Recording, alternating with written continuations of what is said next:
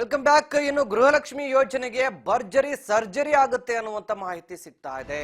ರಾಜ್ಯ ಸರ್ಕಾರ ಗೃಹಲಕ್ಷ್ಮಿ ಯೋಜನೆಗೆ ಸರ್ಜರಿಗೆ ಮುಂದಾಗಿದೆ ಅಂತ ಹೇಳಲಾಗ್ತಾ ಇದ್ದು, ಗೃಹಲಕ್ಷ್ಮಿ ಯೋಜನೆಯಲ್ಲಿ ಫಲಾನುಭವಿಗಳ ಫಿಲ್ಟರ್ ಆಗುತ್ತೆ ಅಂತ ಹೇಳಲಾಗ್ತಾ ಇದೆ. ಈ ರೀತಿಯ ಸರ್ಜರಿಗೆ ಸರ್ಕಾರ ಮುಂದಾದ್ರೆ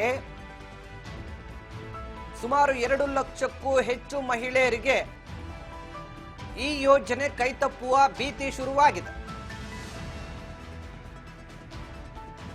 ಭರ್ಜರಿ ಸರ್ಜರಿ ಮಾಡಲು ಮುಂದಾಯಿತು ಸರ್ಕಾರ. ಗೃಹಲಕ್ಷ್ಮಿ ಯೋಜನೆಯಲ್ಲಿ ಫಲಾನುಭವಿಗಳ ಫಿಲ್ಟರ್ ಆಗುತ್ತಂತೆ. ಸದ್ಯ ಸರ್ಕಾರ ಗೃಹಲಕ್ಷ್ಮಿ ಯೋಜನೆ ಪಡಿತಾ ಇರುವಂತ ಮಹಿಳೆಯರ ಒಂದು ಫಿಲ್ಟರ್ಗೆ ಮುಂದಾಗಿದೆ.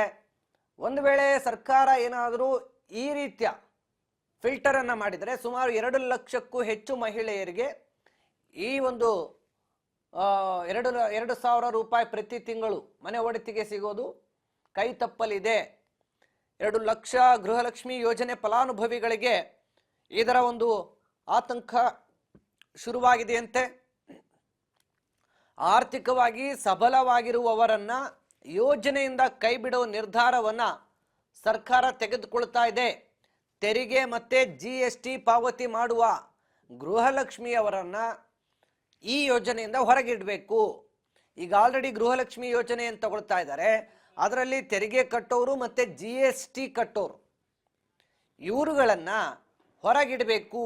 ಅವರಿಗೆ ಈ ಯೋಜನೆಯ ಹಣ ಹೋಗಬಾರದು. ಆ ರೀತಿಯ ಒಂದು ಫಿಲ್ಟರ್ಗೆ ಮುಂದಾಗುತ್ತೆ ಸರ್ಕಾರ ಅಂತ ಹೇಳಲಾಗ್ತಾ ಇದೆ. ಒಂದು ವೇಳೆ ಹಂಗ ಮಾಡಿದ್ರೆ ಸುಮಾರು 2 ಲಕ್ಷ ಮಹಿಳೆಯರ ಗೃಹಲಕ್ಷ್ಮಿ ಹಣ ಸರ್ಕಾರಕ್ಕೆ ಉಳಿತಾಯ ಆಗುತ್ತೆ. ಸೊ ಈ ನಿಟ್ಟಿನಲ್ಲಿ ಆರ್ಥಿಕವಾಗಿ ಸಬಲರಾಗಿರುವಂತ ಮಹಿಳೆಯರಿಗೆ ಈ ಯೋಜನೆಯನ್ನ ನಿಲ್ಲಿಸಬೇಕು ಅನ್ನುವಂತ ಚಿಂತನೆಗೆ ಕಾಂಗ್ರೆಸ್ ಮುಂದಾಗಿದೆ ಅನ್ನುವಂತ ಮಾಹಿತಿ ಸಿಗ್ತಾ ಇದೆ.